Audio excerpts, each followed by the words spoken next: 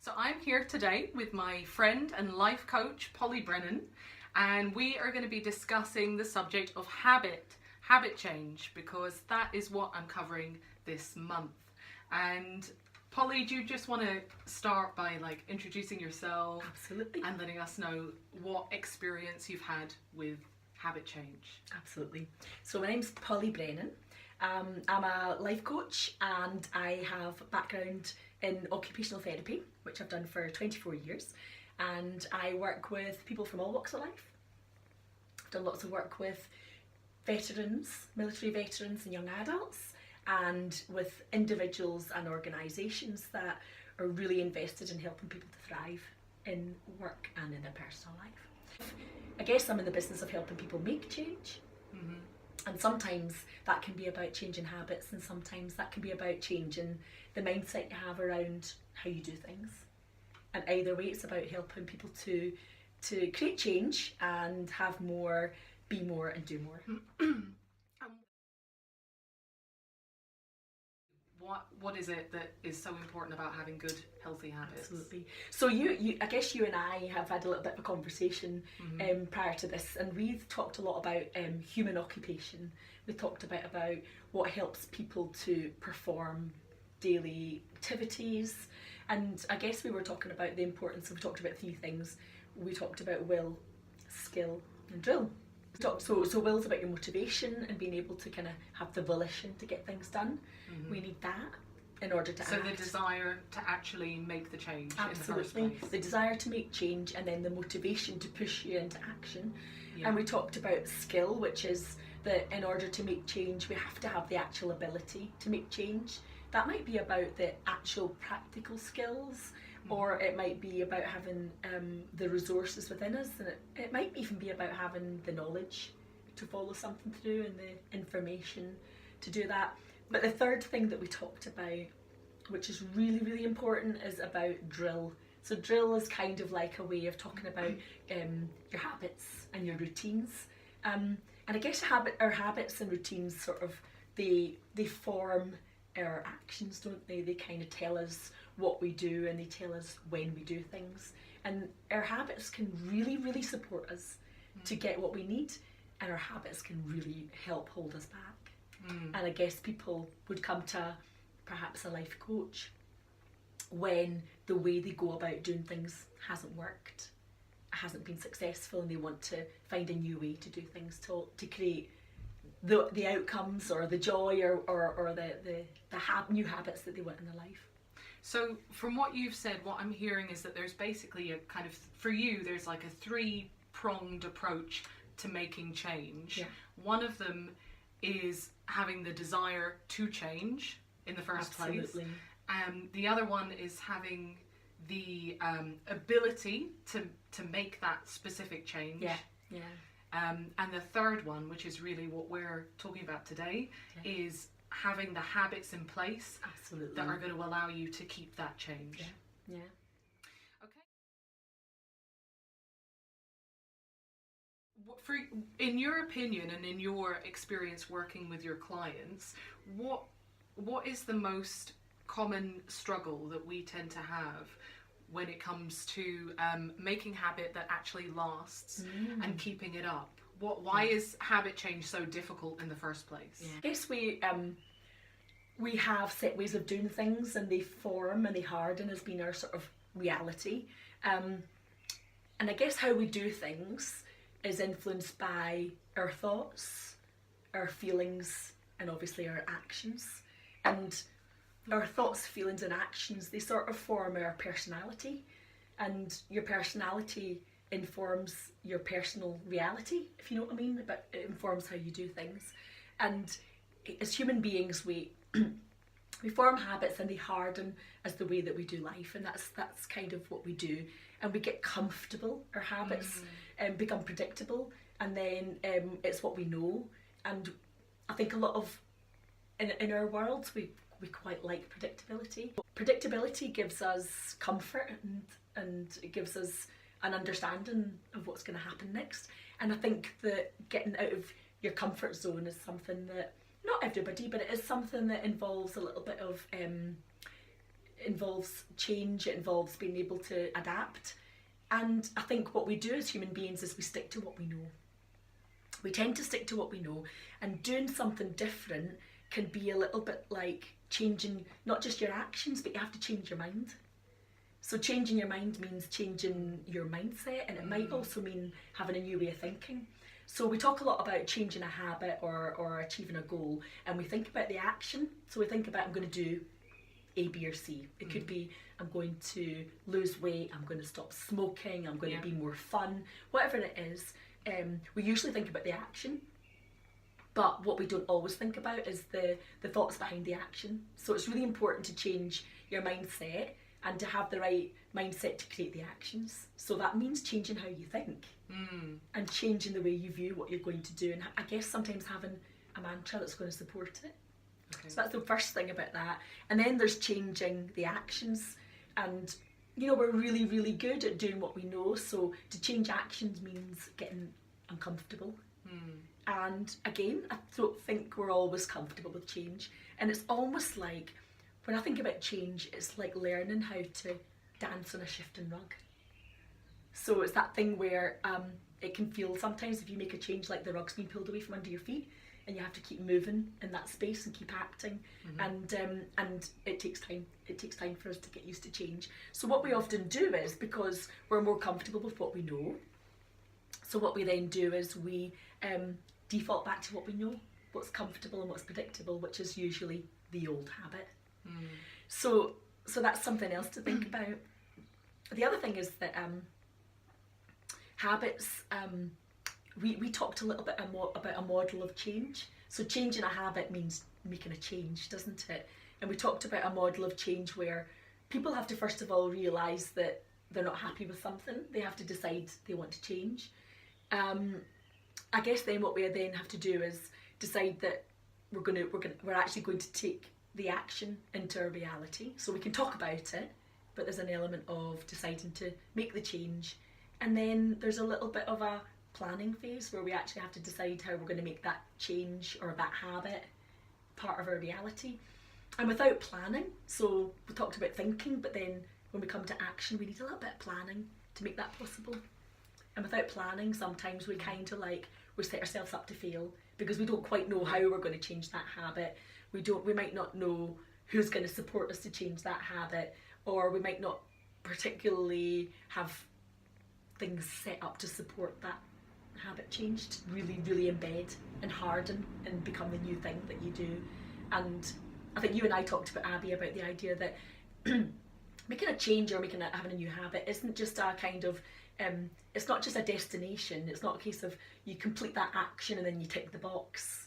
It's about it's creating a new way of doing something. It's about a way of life, isn't it? And sometimes that takes some time. So what I'm hearing is there's a couple of things that we tend to struggle with. Firstly, habits are comfortable. That's why we have them, because they're comfortable. We don't have to think about them. We just default to them. So habit change is difficult because they're comfortable. And then also I'm hearing that the discomfort that comes with changing a certain habit, sometimes we haven't set out the plan. Absolutely. We haven't got the vision for how to get from where we are now to where we want to be. Absolutely. And perhaps also we don't have the things set up to help us succeed. Absolutely. So you and I were talking about the idea of like different approaches to change and different approaches to creating new habits. And I think what we're acknowledging is that there's no one size fits all, because we're all so different and unique that what appeals to one and what works for one won't necessarily be the same for another. And so for some people, it's the idea of, taking an idea and creating a reality. And some people just need to jump in and make the change and not procrastinate over that. And do it, just do it. Some of us are prone to thinking and sort of dwelling on the thought, and who maybe just need to jump in to the action. And there's lots of us. So that would maybe be me. Okay, yeah. So maybe you're someone that can get really caught up in the thinking and planning and idea, but it's the action, and that's really completely normal, and it's something that a lot of people struggle with.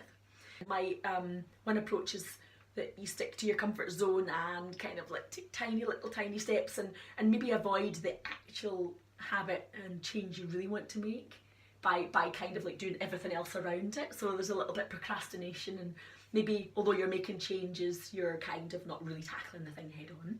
So one school of thought around habits and changes, you go for the big goal and tackle that first. And that by doing so, everything else around that challenge or around that change and of habit becomes simple. So that's one approach. And the other approach, which we talked about, is the idea that perhaps taking a really graded approach is a really, really valuable way of looking at change, because sometimes the vision of what we really want, it can be quite, really quite big. We might have an idea of a lifestyle. It could be a lifestyle. It might be how we're going to look. It might be about what we're going to do. And it can be quite a massive change that, whilst that might motivate us, if it feels too big, then are we really going to go forward and do it? So we might always have this great goal, but it might always be at the bottom of our bucket list. So in a sense, the enormity of what we want to achieve kills our sense of actually moving towards it. Absolutely. And so, again, what that gets us thinking a bit about is your comfort zone and that whole thing about if it feels too big, if it feels like too big a stretch, we might just decide it's not for us. We might decide that something that other people can do but we can't. We might make shit up and decide that it's not really for us, and then never get started. So I guess what you and I started thinking about is that concept of having a graded plan.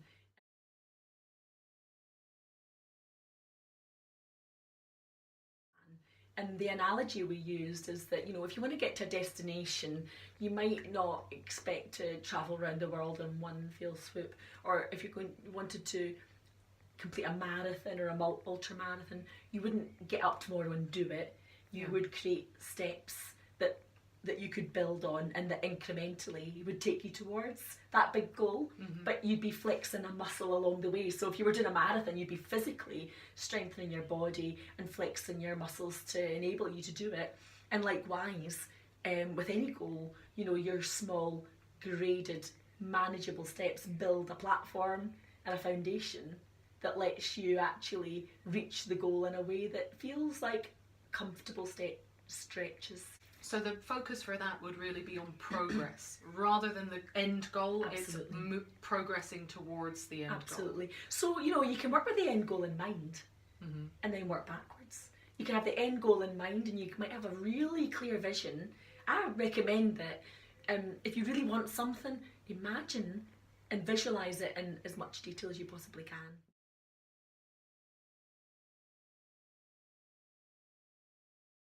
But if we can visualise in lots and lots of detail, this is what we talked about, what we really want, then it's researched and proven that we're far more likely to reach the goal. Yeah. But then it's really helpful sometimes to step back a little bit and work on what's doable now. And that goal, it might be that you think about what one thing can I do tomorrow. If you were changing a habit, for example, in AA, if you were looking at changing your habits, they look at one day at a time, and that decision to only consent and commit to not drinking or to not doing that one thing tomorrow. It's about tomorrow. What can I just focus on now and next? And from a solution focused background, I really believe that small is significant. And one small change, one tiny small change in habit can lead to another.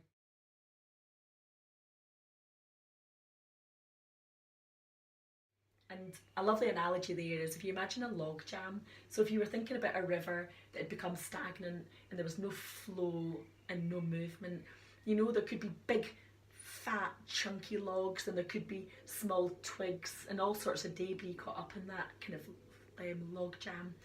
And sometimes it only takes one small shift to create movement, and before you know it, one thing leads to another. So if one small twig or one small boulder or something were to shift in that kind of pile up and that build up, that would lead to a chain reaction, and then you'd create another small movement which would create a small movement, and before you know it, there's change already happening. So sometimes we only need to change one small habit at a time and build on it.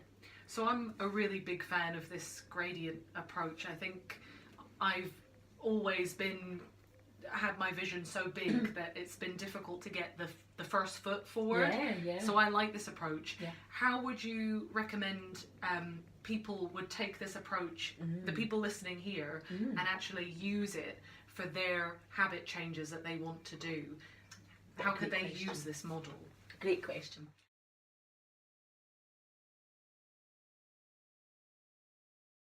You create the vision, know what it's going to look like, because if you know what it's going to look like any destination, if you know where you're going to get to and how you know you're there, you're more likely to get there.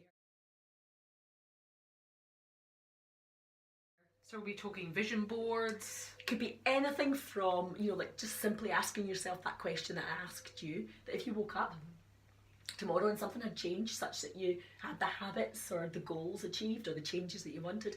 We're all kind of different. I'm a bit of a write it down person, but I'm also working on a vision board at the minute, and lots of people like to see images of the things they most want around them. If you're really creative, you might want that. If you're really kind of digital, you might want something, like that you can look at. You might want a list, a goals list. And the second thing I'm saying is work out where you're at now and ask yourself, what one thing might I be able to change that will start this off and really help me make a habitual change towards the bigger goal. Give an example like getting out of bed 5 minutes earlier, or having one point in the day where you do one small thing differently, because as we said, one thing will lead to another. Yep. Let's play a game. You could play the consequences game, and you could ask yourself, what is possible if I do? What's possible if I make this change and do this one thing? And what are the consequences of not changing? Because we can stay put. Nobody's making us do anything. There's no gun at anybody's head. You can make changes in your life. You've got the choice to stay put, and you've got the choice to make change. So you can choose. From that, one top tip I would recommend is have a mantra or a mindset or something about how you're thinking that's going to support you. That's good. And I just want to say here that a really good website is My Intent bracelet. You can actually get your mantra put on a little bracelet. I have two. Fab. So I have Make It Happen, which is my mantra for my career this year. Lovely. And I have Give Space as well, which is more of a personal one. And they're just my mantras. And so I'm loving that top tip. So My Intent. Have some accountability. So, if you have some accountability, it means saying it out loud or telling someone or writing it down. I've seen people put things on social media and it's like, I'm going to work on this, please hold me accountable. Yep. Or you might choose a buddy. You might have someone who similarly wants to create some change or to make a new habit. And it might be that you have the same goal, so you can actually do it together. You might write it down somewhere, you might put it on your calendar, tell a friend, tell someone you don't know. You might invite someone to kick your butt if you don't do it. It doesn't really matter, just kind of create some accountability. And I think what goes along with that is maybe have a bit of a deadline about when you want that first habit change to be, so as that it's not just out there. It's give yourself an action point and give yourself a deadline. And it doesn't have to be the whole big thing. It can just be that one. We talked about the one thing. Basically just one thing to get you started. Enough of a stretch to make you feel like it's worth it, but not so much that it's too big and that you don't get started. Take the leap. So we've got choose a mantra that's an empowering mantra for you.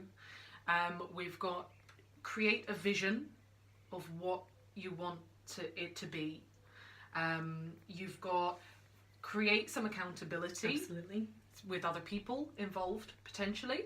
And then number 4, we have take the leap. Do the damn thing. Can you describe an experience that you have had personally where either you have broken an old habit that was no longer serving you, or where you created a new habit that was there to lift you up? Okay, great question for me. So we've been talking about personality types before we created this video today, and we were particularly talking about the Myers-Briggs. And one of the things that I was recognising about myself is that in contrast to you, we have a lot of different kind of characteristics, which... So I'm an INFJ and you're an ENFJ in the Myers-Briggs system. And so I am I'm sort of very focused on action and doing all the time. But there's that recognition that when you're someone who's optimistic, opportunistic, action focused, and perhaps who is quite driven towards serving others, which is a real fit for the kind of the role I have as a coach and a mental health and wellbeing coach. The biggest change for me is actually learning to do the opposite.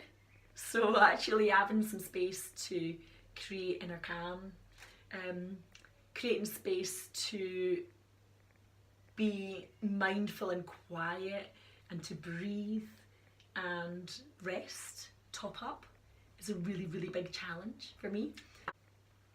And some of the things that have been really, really helpful for me around this, one of them is about creating a pause. I'm going to feel like I'm pressing pause, and sometimes actually creating space where you can actually step out of the habits that you normally have. So for me, a trip, so I'm going to be away biking in Italy, which is a really big, massive, lovely treat.